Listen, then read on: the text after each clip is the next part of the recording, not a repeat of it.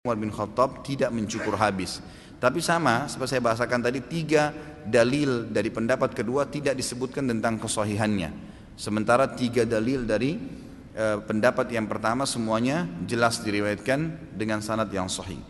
Pendapat yang ketiga, mazhab yang ketiga menurut penulis Al-Imam Ahmad, dalam satu riwayat lain, Imam Ahmad tadi punya pendapat pertama ya, mencukur habis.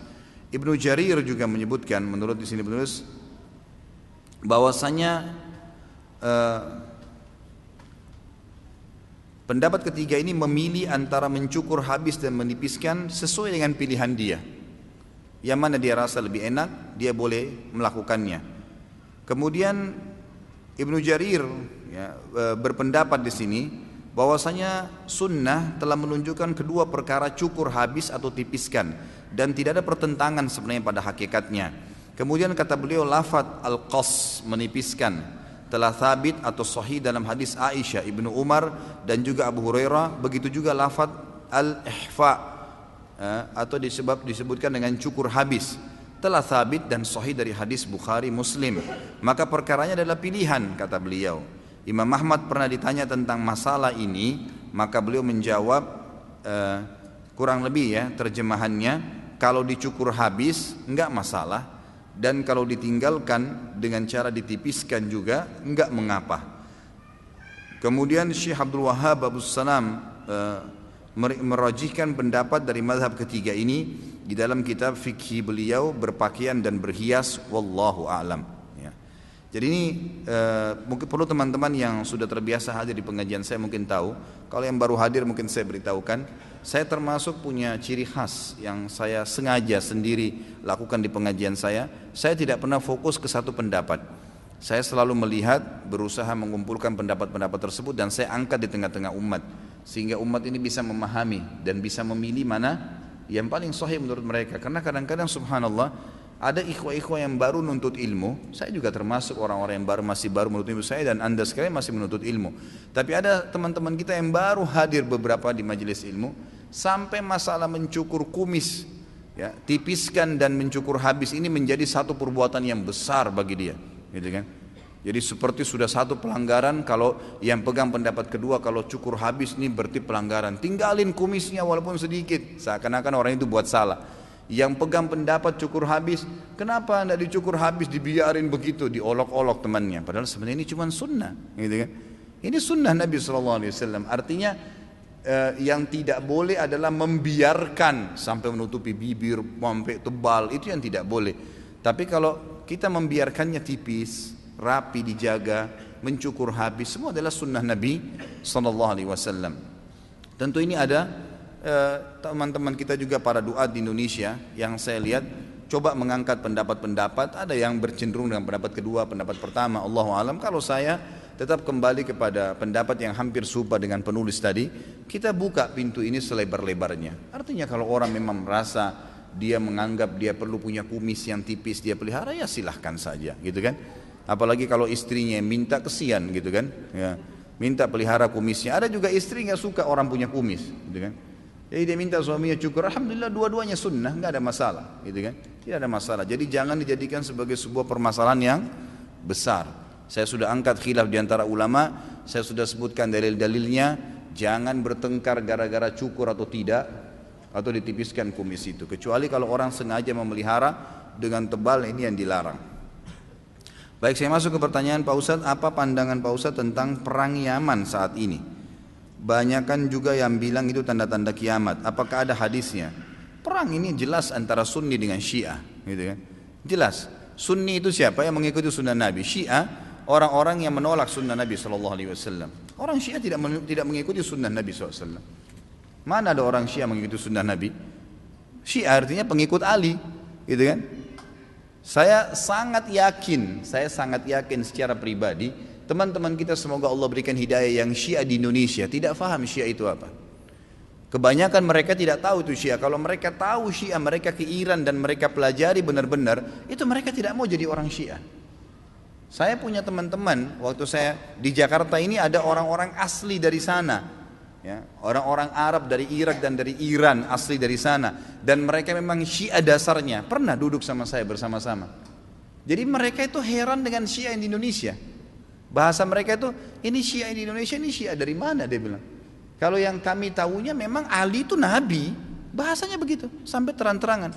Yang kami tahu itu Ali itu Nabi. Mereka berkeyakinan kalau Syiah yang sebenarnya, itu adalah mereka berkeyakinan kalau guntur, kalau petir, kalau apa itu tuh cambuknya Ali, suaranya Ali lagi marah. Memang begitu.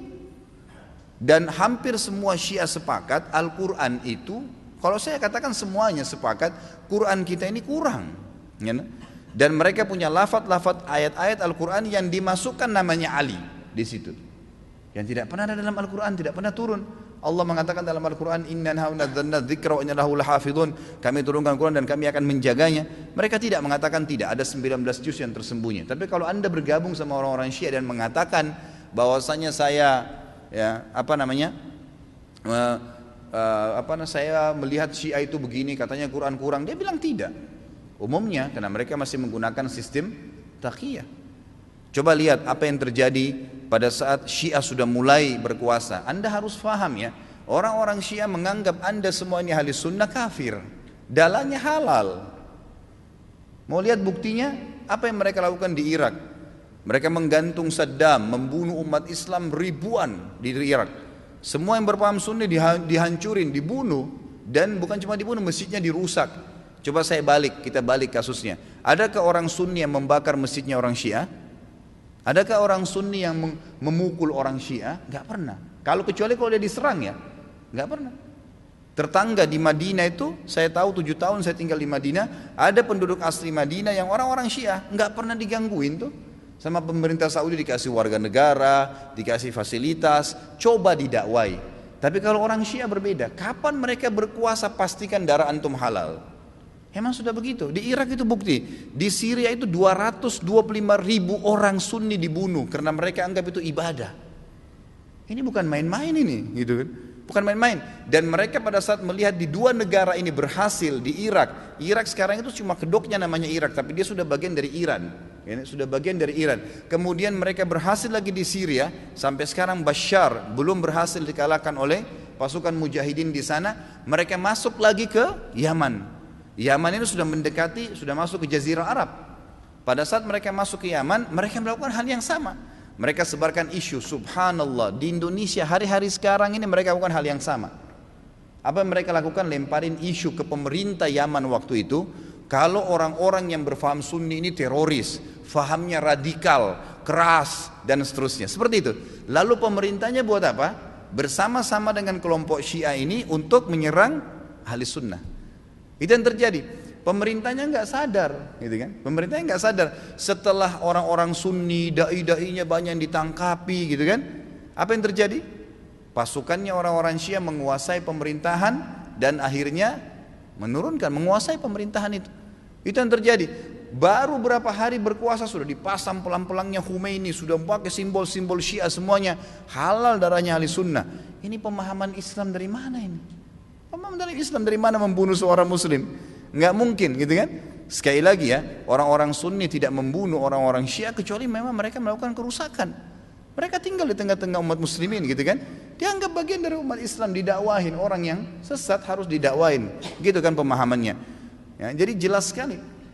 Nah sekarang ternyata orang-orang Huthiyin, istilahnya Huthi itu, orang-orang Syiah yang dari Iran mereka masuk ke Yaman dan mereka membantai kaum muslimin di sana. Mereka bilang apa? Musim haji ini kami akan serang Mekah. Mendengar statement tersebut, kira-kira apa yang dilakukan oleh Raja Salman? Beliau ambil keputusan, ini orang sudah gila nih. Mereka pernah melakukan beberapa tahun yang lalu, kurang lebih 30 atau 40 tahun yang lalu, orang-orang Syiah pernah masuk dari wilayah Persia di Iran dan mereka membantai jemaah haji. Sampai dikatakan pada saat itu darah ya di daerah Ka'bah itu sampai ke betis. Mereka anggap halal ahli sunnah itu. Jadi ini berbahaya. Pemahaman dari mana ini? Islam dari mana ini? Gitu kan? Nggak ada Islam. Mungkin ini bukan masalah fikih. Banyak orang jahil nggak paham. Oh ini cuma karena masalah fikih. Sama dengan khilaf antara Syafi'i dengan Imam Ahmad. Siapa yang bilang ini masalah akidah? Coba anda angkat Al-Quran anda dan anda bilang percaya nggak ini? Syekh Shinqiti rahimahullah pernah beliau mengangkat, diajak debat sama satu syekhnya orang-orang Syiah dari Iran di musim haji. Dia bilang ayo kita berdebat, cari mana yang benar. Kata Syekh Shinqiti boleh, tapi diangkat Al-Quran di Masjid Nabawi. Ini di depan para murid-muridnya. Nih saya angkat. Kalian percaya nggak Quran ini? Supaya kalau kita berselisih bisa kembali ke sini. Apa kata syekhnya? Saya nggak percaya. Kata Syekh Singkiti, kalau kita nggak usah berdebat. Untuk apa berdebat? Nggak ada rujukan. Karena mereka anggap Quran ini kurang. Bayangkan Quran kitabullah yang kita jadikan sebagai asas yang kita pertama dianggap tidak benar. Bagaimana itu? Dan terlepas daripada itu, saya sudah pernah bawakan buku apa itu Syiah, jelas sekali kok, gitu kan? Jelas sekali Syiah itu siapa, dibentuk oleh Abdullah bin Sabah, orang Yahudi, dan bukan dari kaum muslimin, orang-orang yang memukul-mukul dirinya sampai berdarah-darah dengan alasan mengatakan Husain. Siapa di antara ahli sunnah yang mengkafirkan Ali bin Abi Thalib radhiyallahu anhu? Ada? Gak ada. Kita mengatakan Ali radhiyallahu anhu, sahabat Nabi yang mulia. Semua orang ahli sunnah mencintai Ali karena kita faham hadis Nabi SAW tentang siapa yang mencintai Ali berarti bagian daripada iman, gitu kan? Jelas. Insya Allah nanti di tablik akbar yang ke depan, yang keempat nanti setelah kita bahas yang lalu Utsman bilang kita akan bahas Ali bin Abi Thalib. Anda akan banyak dengar tentang bagaimana kedudukan ahli sunnah dalam menghadapi Ali radhiyallahu anhu, menilai Ali. Ali sahabat Nabi yang mulia. Sedangkan yang terjadi antara Ali sama Aisyah saja di perang Jamal, perang Unta yang terjadi di perang Siffin dengan Muawiyah, tetap ahli sunnah mengatakan Ali dalam keadaan benar dan terjadi fitnah di antara mereka, gitu kan? Terjadi fitnah di antara mereka. Dan itu memang ada bahasan sendiri tentunya. Jadi ahli sunnah tidak ada yang mengkafirkan sahabat, tidak ada yang mengatakan Quran kurang, tidak pernah mau memerangi orang-orang yang mengatakan dirinya Syiah, gitu kan? Didakwai. Tapi kalau kita balik orang Syiah, mengkafirkan sahabat Aisyah, Abu Bakar, mengatakan Quran kurang, menghalalkan darahnya kaum muslimin dari ahli sunnah. Dan fakta lapangannya ada.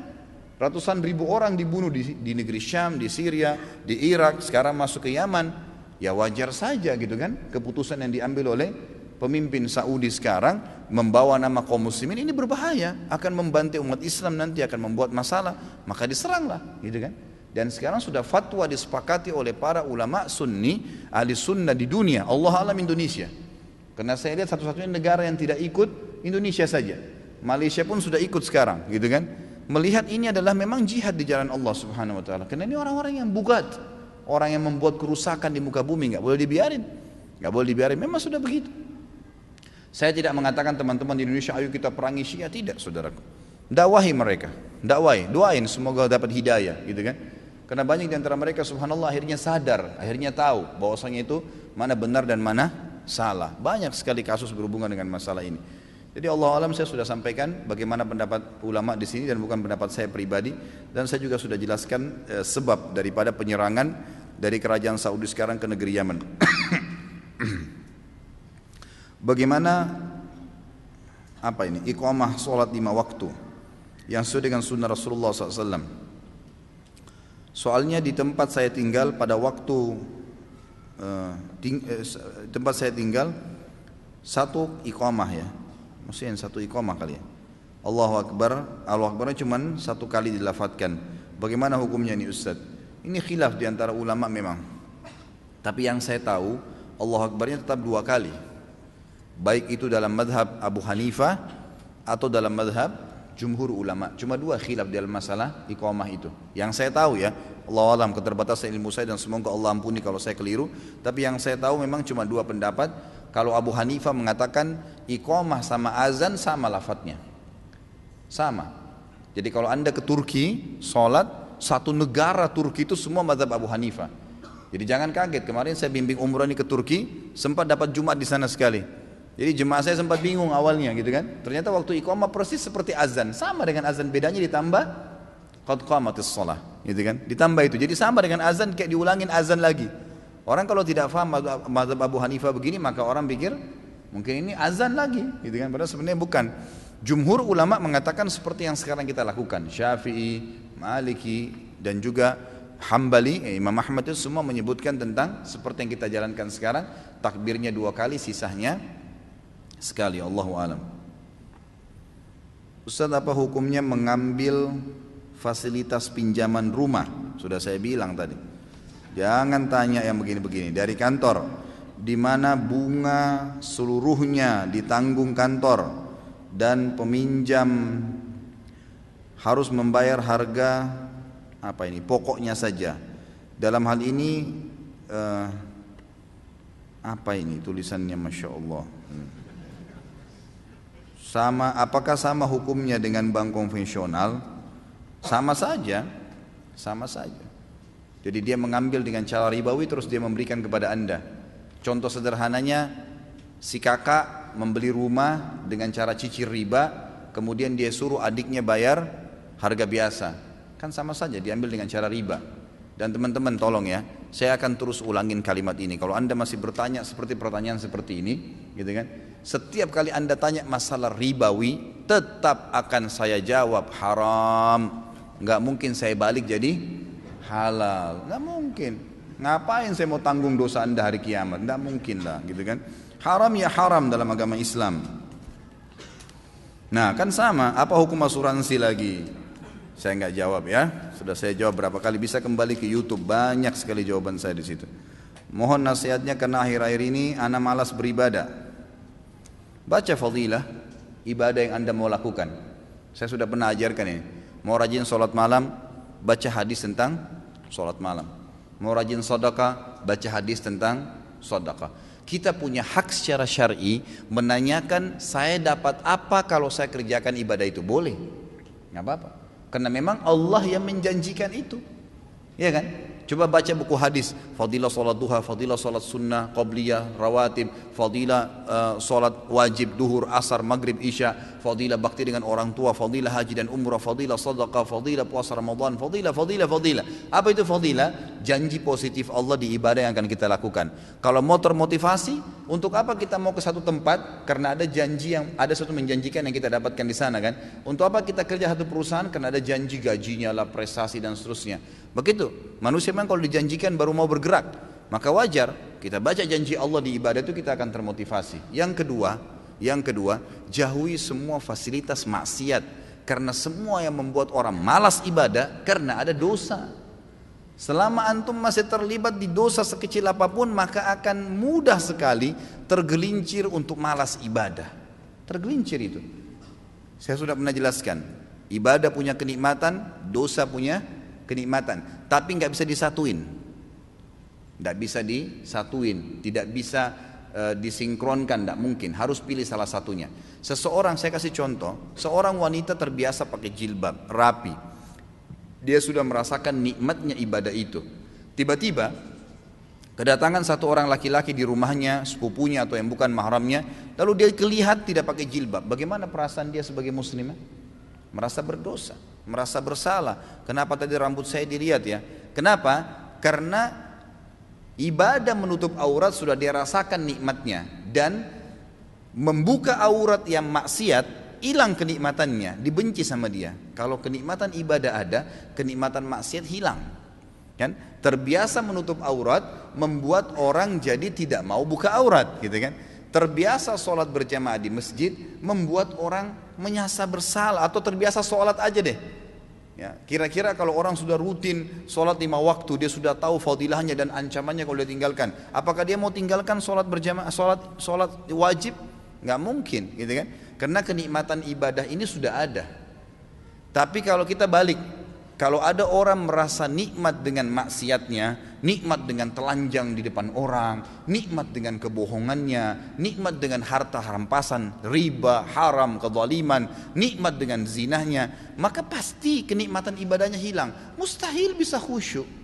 Biar dia mau tutup matanya, biar dia mau paksain, nggak bisa. Bangun sholat malam pun susah. Oh, sholat 5 waktu aja berat, mungkin cuma seperti orang kumur-kumur dan buru-buru kalau dia kerjakan. Nggak bisa.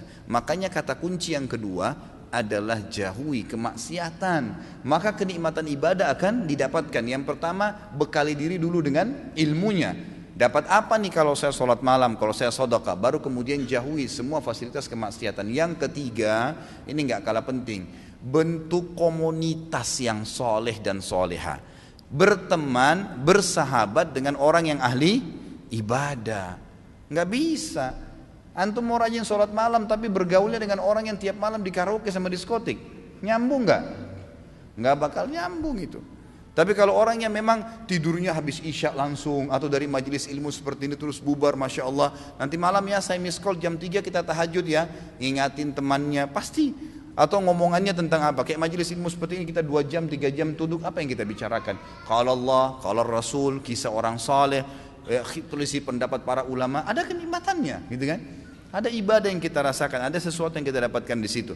Maka teman-teman yang terbiasa dengan ini nanti dia akan bilang lagi, kayak minggu depan itu atau mungkin hari Senin ada ustadz ini loh di masjid ini, oh ada ustadz ini di sana kalau pagi, oh ada tablik akbar nanti di sana, oh ada CD-CD-nya Ustadz Khalid tuh di situ, ada ceramahnya si Ustadz Fulan ini di sana. Jadi yang dibahas itu kan, yang dibahas masalah itu. Jadi kita akan terus terbawa dengan pembicaraan yang positif.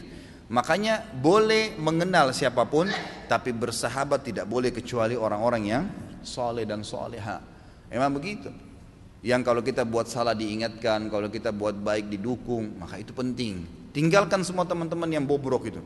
Boleh menasihati mereka, mendakwai mereka, mengingatkan, tapi bukan menjadi sahabat, bukan berbaur dengan mereka.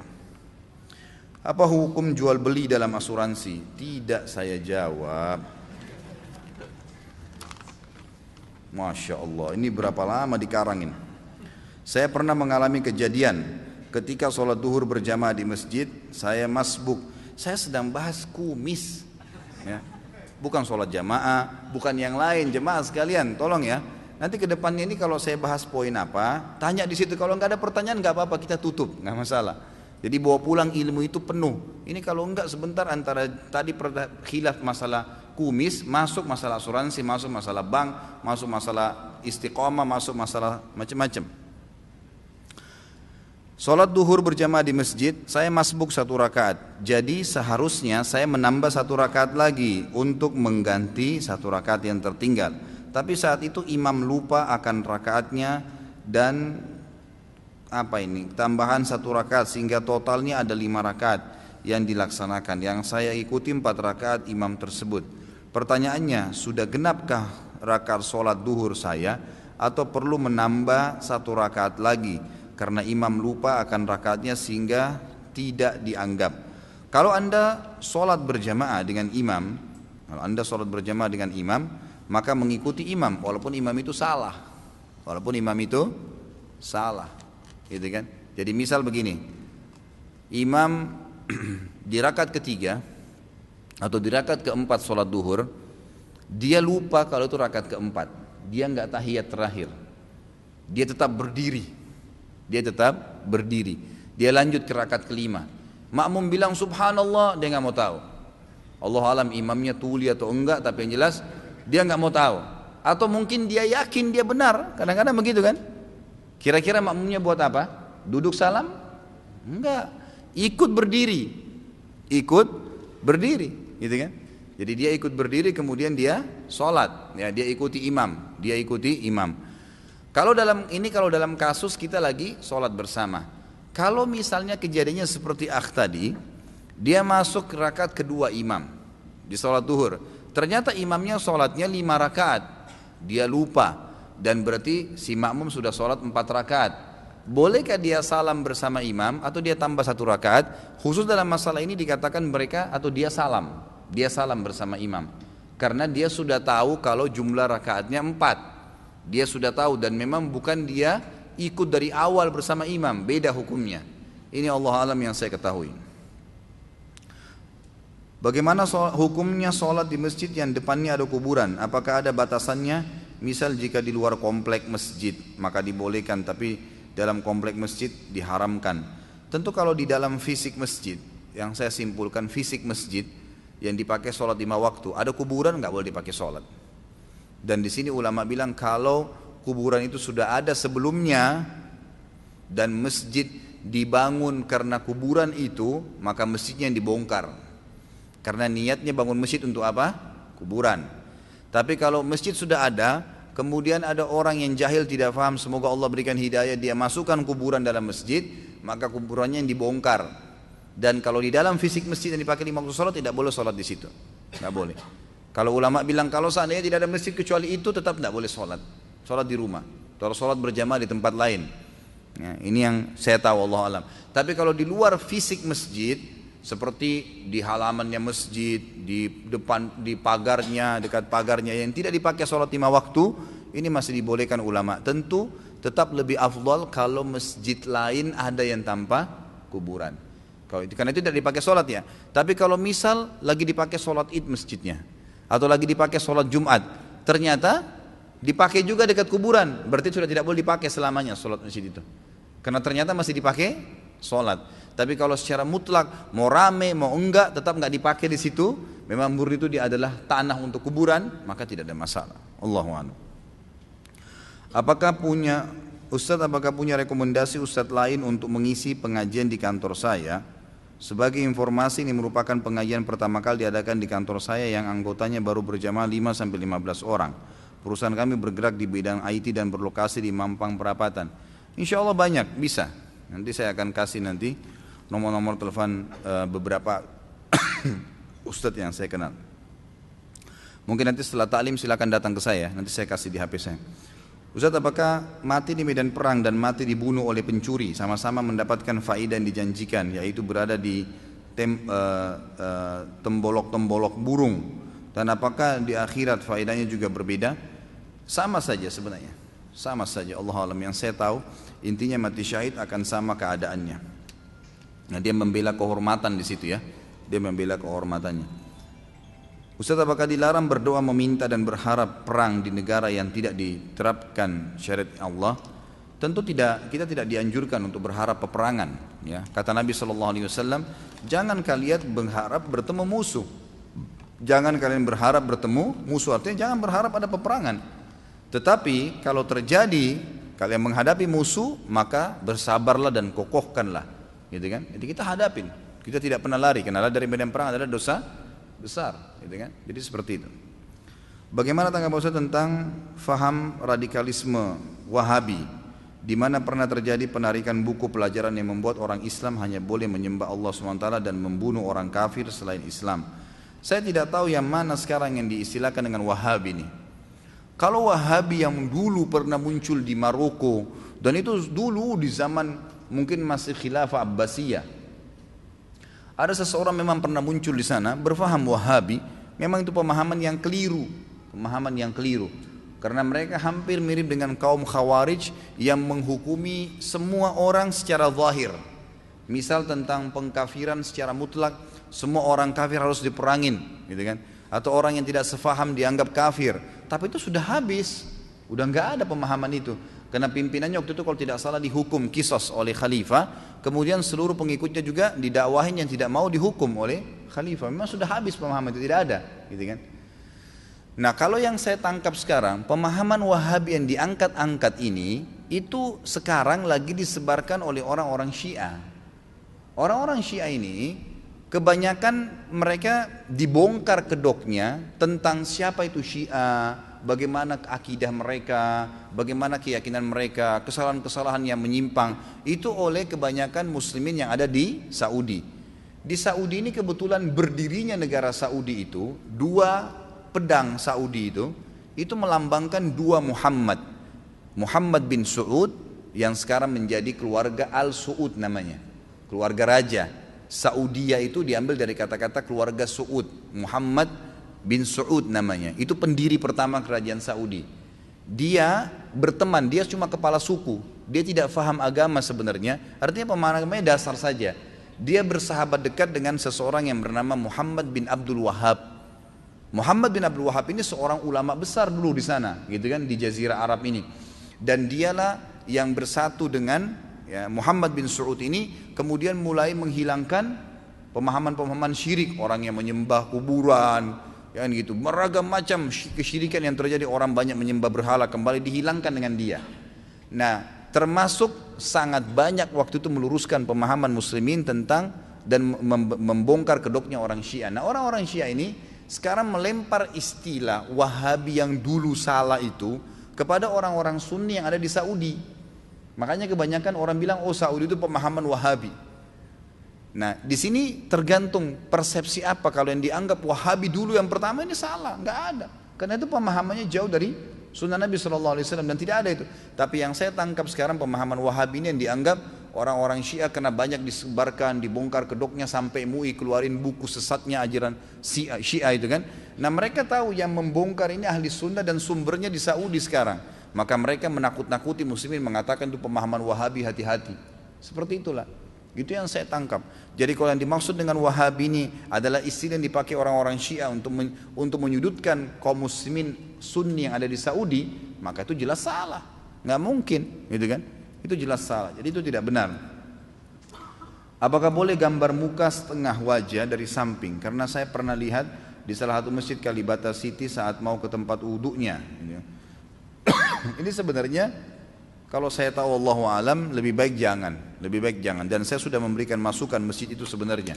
Ya, saya sudah pernah berikan masukan agar itu lebih baik tidak usah. Jadi digambarkan seperti simbol laki-laki umumnya, ya. Sedangkan di mal-mal saja umumnya toilet laki-laki orang sudah tahu kok, tanpa harus ada mata, tanpa harus ada mulut, tanpa harus ada jenggotnya, gitu kan.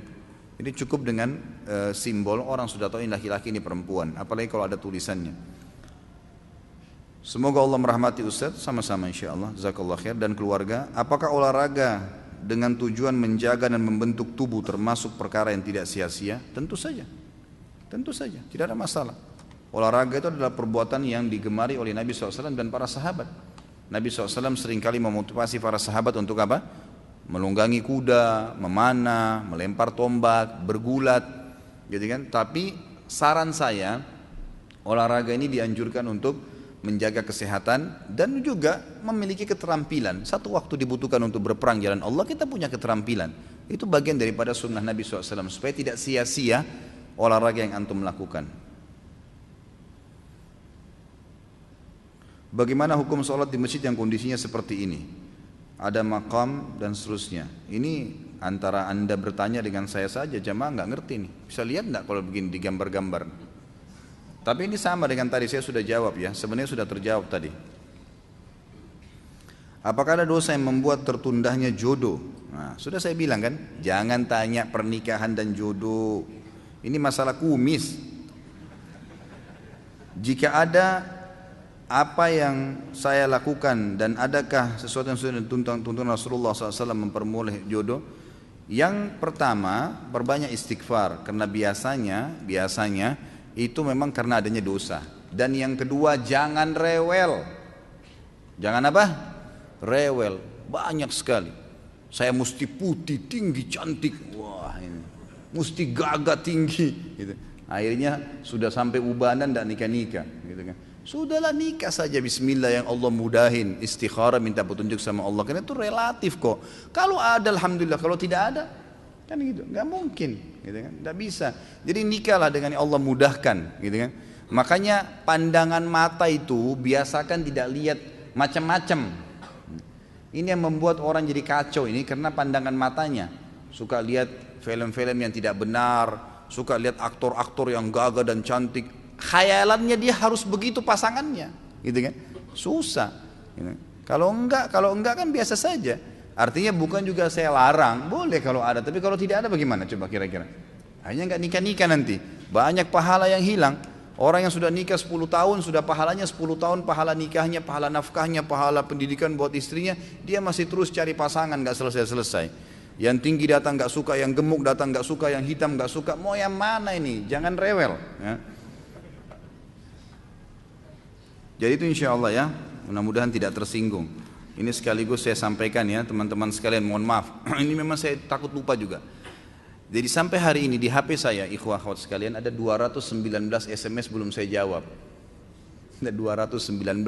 Yang saya sudah jawab lebih banyak dari itu. Jadi kalau antum SMS saya tidak jawab, jangan tersinggung. Demi Allah, saya sumpah di sini bukan saya sengaja tidak mau jawab. Enggak sempat jawab. Mau jawab bagaimana gitu? Susah. Dan ada orang Masya Allah bertanya 8 pertanyaan. Ada pertanyaan kemarin saya baca, Ustadz apa doa masuk masjid? Apa doa? 1. Nomor 2 apa doa keluar masjid? Apa doa mau makan? Apa doa mau? 8 pertanyaan. Ini mau dijawab lengkap berapa lembar makalah gitu kan. Ya akhi ukhti, kalau bertanya Ustadz hukumnya ini bagaimana? Udah selesai. Kalau tidak dijawab jangan tersinggung. Bukan tidak dijawab ya. Saya yakin semua asatidzah, ustadz-ustadz kita juga yang mungkin bahkan ada di antara ikhwah yang lebih sibuk dari saya. Saya kadang-kadang taklim ikhwah sekalian dari pagi sampai sore. Pulang ke rumah kadang-kadang istri saya tahu saya kalau sudah capek sekali tidur dalam kondisi masih pakai baju koko. Kadang-kadang saya bangun setelah setengah jam, saya mandi baru ganti baju, baru kemudian saya tidur kembali. Karena capeknya kadang-kadang tidak ada waktu. Nanti kalau waktu libur, waktu buat anak-anak dengan keluarga. Kadang-kadang saya sisipin waktu untuk menjawab 10 SMS, 20. Ini Masya Allah satu kali masuk 100. Loh iya, 75 SMS. Saya baru jawab nih. Dari 275 sudah tinggal 215. Alhamdulillah 60 SMS. Besok pagi 290. Bagaimana cara jawabnya? Ada lagi orang semua orang sudah dijawab, gitu kan? Dia balas lagi, dia jawab lagi. Ya. Terus bagaimana kalau begini Ustaz? Saya punya pertanyaan lagi begini. Ya Allah. Ada yang tersinggung. Ustaz kenapa sih nggak dijawab-jawab? Ustaz sombong ya. Masya Allah. Padahal sebenarnya bukan begitu ya. Jadi saya kadang-kadang lihat luar biasa di WhatsApp penuh, di BBM penuh, di SMS penuh, di email penuh. Di email lebih panjang lagi. Minta artikel diusir, dikirim ke dia. Waduh, nggak mampu saya. Terus terang mohon maaf, keterbatasan.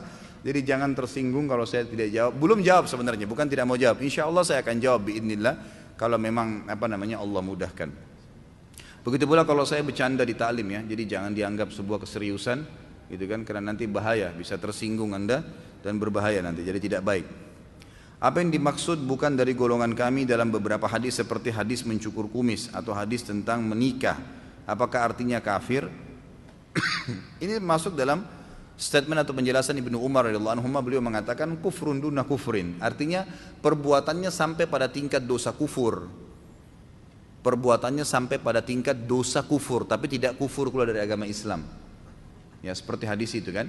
Jadi siapa yang tidak mencukur kumis bukan dari golongan kami, artinya perbuatannya di sini dosa kufur. Makanya Imam Adzhabi masukkan dalam kategori dosa besar. Ana tadi sholat wajib maghrib di kendaraan karena macet dari tol dan memang sudah menghadap kiblat. Apa ana sudah benar? Ada pendapat yang membolehkan masalah itu. Tapi kalau antum masih bisa mampir lebih baik. Mampir cari tempat. Yang jelas kembali kepada hadis Nabi SAW. Kalau orang sholat duduk maka mendapatkan setengah pahala orang yang berdiri. Jadi sah saja. Orang sholat di kereta api, orang sholat di kendaraan, di dalam kondisi dia memang tidak bisa, maka itu sah-sah saja. Yang saya tahu Allahu alam ya. Tapi kalau antum bisa mampir maka jauh lebih baik. Mampir saja sholat berjamaah, kemudian anda naik lagi di kendaraan. Anda bekerja di bidang usaha yang bersinggungan dengan riba. Anda ingin keluar, tapi apabila memutus kontrak didenda atau apa ini? Ratusan juta. Kontraknya beberapa tahun. Mohon beri nasihat. Taubat kepada Allah Subhanahu wa taala, selesaikan kontraknya. Sama saya kasih contoh hari kalau orang KPR. Saya sudah terlanjur KPR sudah 10 tahun. Sekarang sudah 2 tahun berjalan, saya baru tahu hukumnya, ternyata haram. Bagaimana hukumnya? Kalau antum mau spontan, ya sudah saya tidak mau lanjutin deh, terserah. Mau diambil kembali rumahnya, saya kontrak, gak ada masalah. Itu lebih baik. Tapi kalau tidak, pendapat ulama mengatakan dibolehkan. Dia melanjutkan itu karena sudah terlanjur dalam kontraknya dan akan berbahaya efek besar kepada dia kalau dia tidak lanjutkan. Yang penting dia tidak membuka pintu riba baru. Ini sesuai dengan firman Allah, falakum ru'usu amwalikum la tadhlimuna wa la tudhlamun. Ya, jadi kalian boleh mengambil apa yang sudah terlanjur kalian dapatkan, seperti orang pernah kerja di bank konvensional sebelumnya, tidak faham hukum, kemudian dia dapat gaji, beli rumah, beli mobil, sekarang baru tahu hukumnya. Apakah semua itu dibakar, dibuang? Enggak. Halal buat dia, tapi jangan buka lagi pintu riba. Ini yang saya ketahui, Allahu'an. Bila suami istri sering bertengkar dan istrinya sering mengatakan ceraikan saya, apa ini? Terus dicoret kembali, tidak jadi bertanya nih. Pada suatu waktu mereka bertengkar, suaminya mengatakan baik saya kasih 3. Apakah sudah termasuk jatuh talak? Kalau dia niatnya saya tolak 3, ya jatuh talaknya, tapi cuma 1. Karena dalam Islam tolak 3 sekaligus nggak ada, kecuali dengan lafadz yang berpisah. Misalnya naudzubillah saya ceraikan kamu, dia ulangi lagi, saya sudah diniatin memang tolak 1 itu, memang dia niat mau menceraikan 3 kali, lalu dia bilang saya ceraikan kamu yang kedua, 3 kali dia ucapkan, maka tolak yang ketiga. Dan saya heran ikhwah sekalian, kalau menikah tujuannya untuk nikah, bukan untuk cerai. Ini dari mana ini lisannya biasa mengatakan ceraikan saya, ini perempuan akhwat kita di belakang sana, ceraikan saya. Apa ini? Ini jual gorengan apa? Ceraikan saya. Ini dagangan. Ini masalah halal tidak halalnya Anda sentuhkan kemaluan Anda dengan pasangan. Ini masalah hidup mati, bukan masalah hal-hal yang ringan. Ini ikhwah juga sedikit istrinya nggak patuhi, saya ceraikan kamu. Subhanallah. Gitu kan? Apa kata Nabi SAW? 3 hal yang yang pasti bisa terjadi. Hati-hati kata Nabi. Pernikahan, perceraian dan rujuk. 3 hal itu. Kalau si A muslim mengatakan kepada temannya si B, nanti kalau anak kita besar nikahkan ya, si A punya anak laki-laki, si B punya anak perempuan. Gak boleh anaknya nikah kalau besar kecuali sudah ditanya. Dulu ayah pernah codokan kamu sama anaknya si fulan, mau nggak nak? Oh saya nggak mau ayah, baru batal. Nggak boleh itu, nggak boleh main-main dengan itu. Makanya para ulama mengatakan kalau orang lagi bercanda, kita nikahkan anak kita ya nanti kalau kita punya anak ya. Kata sebagian ulama pernah ya, saya ingat dulu ada kejadian waktu kami lagi kumpul-kumpul, ada teman saya bercanda sama teman yang lain, nanti ya anak saya nikah sama kamu ya. Dia diam, teman saya ini diam. Saya bisikin dia, kenapa ente nggak jawab akhi? Dia bilang dalam bahasa Arab, kalau bahasa Indonesia, kalau saya jawab wajibat, pasti akan wajib bagi saya nanti menanyakan anak saya. Jadi walaupun bercanda nggak boleh. Cerai juga begitu. Kata pernah ada Dr. Syarif, semoga Allah jaga beliau, dosen saya. Beliau dulu itu wakil Mahkamah Madinah. Sangat luar biasa, ilmunya sangat dalam. Saya sangat gemar kalau beliau datang. Beliau selalu mendatangkan pendapat-pendapat ulama, hukum-hukum fikih yang terbaru gitu. Beliau pernah membahas mendalam tentang masalah cerai ini. Beliau mengatakan kalau seandainya ada perempuan lagi di tangga, tengah-tengah tangga, suaminya biar bercanda mengatakan kau kalau naik jangan tambah lagi akhi. Kalau ini masih banyak nih ya. Kalau kau naik kamu cerai, kalau kau turun kamu cerai. Kata beliau, ulama fikih sepakat kalau perempuan tidak mau diceraikan turun dari tengah-tengah. Kan bahayanya itu. Jadi nggak boleh. Kamu kalau ke rumah orang tua kamu saya ceraikan kamu. Kenapa akhi? Kenapa kalau ke rumah orang tuanya? Izinkan. Nggak apa-apa. Otoriter luar biasa, ngapain?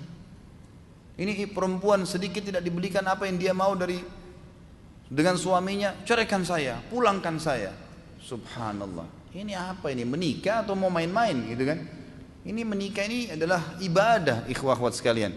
Bisa nggak kita kalau masuk ke masjid? Nggak jadi, saya mau pulang. Udah masuk masjid ya ibadah, kerjain sholat itu, gitu kan? Nggak boleh. Batal sholat itu kalau batal, tidak ada wudu.